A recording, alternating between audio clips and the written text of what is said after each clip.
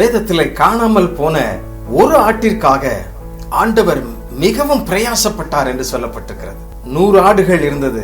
99 ஆடுகளை விட்டுவிட்டு காணாமல் போன ஒரு ஆட்டிற்காக அவர் மிகவும் அலைந்து திரிந்தார் என்று சொல்லப்பட்டிருக்கிறது. ஆம் பிரியமானவர்களே, இதனுடைய அடையாளம் என்ன, அர்த்தம் என்ன? தேவனை விட்டு தூரமாய் போகும் பொழுது, தேவனுடைய பிரசன்னத்தை விட்டு விலகி நிற்கும் பொழுது ஆண்டவர் உங்களை தேடுகிறார்.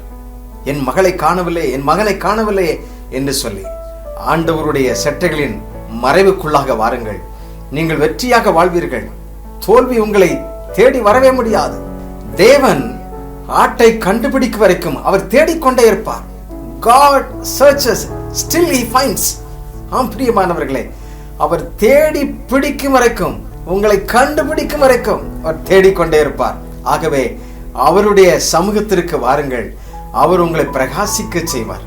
உங்களுடைய வாழ்வை அவன் மிளிரச் செய்வார், வெற்றியாக்குவார். நீங்கள் நம்பிக்கையோடு கூட அவரண்டை வாருங்கள். உங்களைத்தான் தேடிக்கொண்டிருக்கின்றார். வேதத்திலே லூக்கா எழுதின சுவிசேஷம் 15ஆம் அதிகாரத்திலே இதை குறித்து இன்னும் விளக்கமாக எழுதப்பட்டிருக்கிறது. வாசித்து பாருங்கள். கடவுள் உங்களை ஆசீர்வதித்து உங்களை பலப்படுத்துவார். God bless you.